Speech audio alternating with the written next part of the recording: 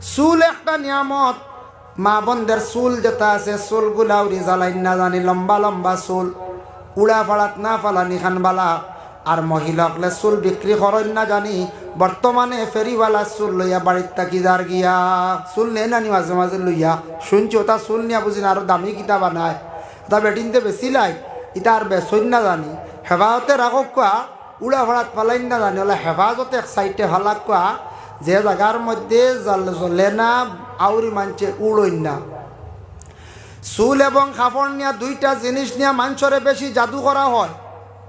জাদুটো না এটা বিশ্বাস করেন না। জাদু যেটা সত্য আল্লাহ রসুলে ফরমাইছেন ওয়া সেহের, তুমি তাই জাদুটা কি বাসো।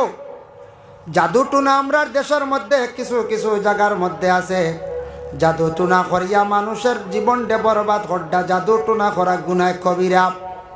আমরার দেশ কিছু আছে, কোনো ছেলে বিবাহ করলো, বিবাহ করার পরে স্বামী স্ত্রীর মধ্যে অবশ্যই একটা মায়া মহব্বত পয়দা হয়, নতুবা স্ত্রী স্বামীর বাড়িতে দৈনন্দিন জীবন কাটাইতে পারত নাই।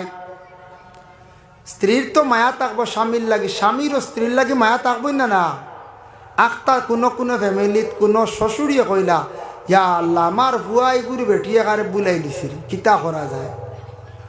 বুলাই লিছে রে একবারে নিচে গিয়া, আমার কথা শুনে না খালি তার বিবি লইয়া ভাগল গেলা মেসাওয়ার কাছে গিয়া কইলা, মেসাব কোনো লাইনে ফুয়া গুতা আমার মুখা করিয়া দেখো, আজ তাকু বেটি মুখে হয়ে গেছে। মেসাবে দিলে এক ধরনের তবি বউ নেও, তবি বগু তুমি ব্যবহার করিও আর অগু খাওয়াইও, অগু তার বালিশর তলে রাখিও দিলা। কিছুদিন পরে দেখা যায় ছেলেটা গুড়িয়া মার প্রতি কিছু গুড়ি গেল, মায়া হয়ে গেল। এখন দেখা যায় ঘরের বিবি এখন দে অতদিন আমার স্বামী অত মায়া কর্তা, এখন দেখি খালি মা মা কইন, মার বাই পাগল হয়ে গেছন, আমি বাড়ি যাই। বাড়িত গিয়া মারে কইলা, অগো মা কিবা তো বাবা আমি কিলাই বাড়ির দিন কাটাইতাম, আমার ঘরের শ্বশুরি হয়তো কোনো জাদুটো না করতা ভারত, তবে জানি না আমারে আগে অত মায়া কর্তা, এখন আমার লাগি বড়বাদ ব্যবহার করেন। ও বাবা আমার কোনো কিচ্ছু করিয়া দেখবা, যাতে আমার আপনার দামান্দর মন কান্তা আমার মুখা ঘুরিয়ায়। তখন বাবা গেলা বা মা গেলা গিয়ার একটা তবিব করলাম, আনিয়া দিয়া কইলা অগুন নেও হলে কলে চিনি ভরা খাওয়াইও, ওই চিনি ভরা খাওয়ানি শুরু করলা। ইবা খাওয়াইলা ছেলের বউয়ে, মানে বউয়ে খাওয়াইতরা চিনি ভরার, মা খাওয়াইতরা ভানি ভরা, দুইবার ঠান পড়ছে না। হেইন হমুকা টানিত্রা হেন হমুকা টানিত্রা, কিছুদিন পরে ফুয়াই গুয়ে গেছে সোন বাউল আউরি। গরো খালি স্যাং স্যাং করে, আমার কথাও শুনে না, বিবির কথাও শুনে না।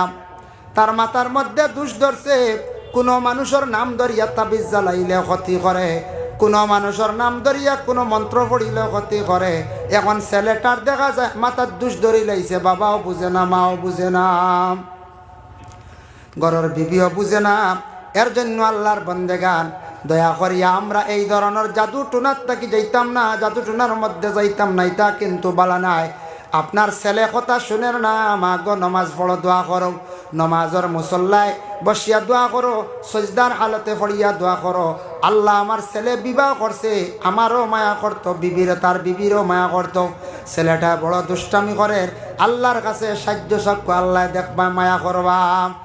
গরস্তিয়ে যদি দেখেন স্বামী আউরি চলাফিরা করুন, নমাজ পড়িয়া দোয়া করো স্বামীর জন্য, আল্লাহর কাছে আল্লাহ হেদায়েত নসিব করবা। আপনি থাকা সত্ত্বেও স্বামী কোনো সময় ফাতারে বেলাইনে হাঁটাহাঁটি করডা, নিশ্চয় কোনো স্ত্রীর ভুলের কারণে স্বামী অন্য দিকে যান গিয়া। আর কিছু কিছু পুরুষরা আছেন নিজের খাসলতর দ্বারা অন্য মহিলার পিছে ঘুরন, আর কিছু আসন স্বামী অকল ঘরের স্ত্রীর কাছে সন্তুষ্ট নাই, স্ত্রীর কাছে গিয়ে স্ত্রীর মর্যাদা স্বামীর মর্যাদা পুরা দিতে পারেন না, স্বামীর মন খান খুশ রাখতে পারেন না, তখন সেই স্ত্রীর উপরে গুচ্ছা করিয়া কিছু কিছু পুরুষ সকল ঘরের স্ত্রী থাকা সত্ত্বেও গুনার কাছে যান গিয়া, কিন্তু গুনাগার হইতরাম। আল্লাহ কেমস্তে এই ধরনের বুড়া কাজ থাকি আপনার আমার বাঁচার চেষ্টা করতাম, যার কারণে আল্লাহ এত নিয়ামত গুলা দান করছো, কি নিয়ামত, গোটা বদন আল্লাহ দান করছে।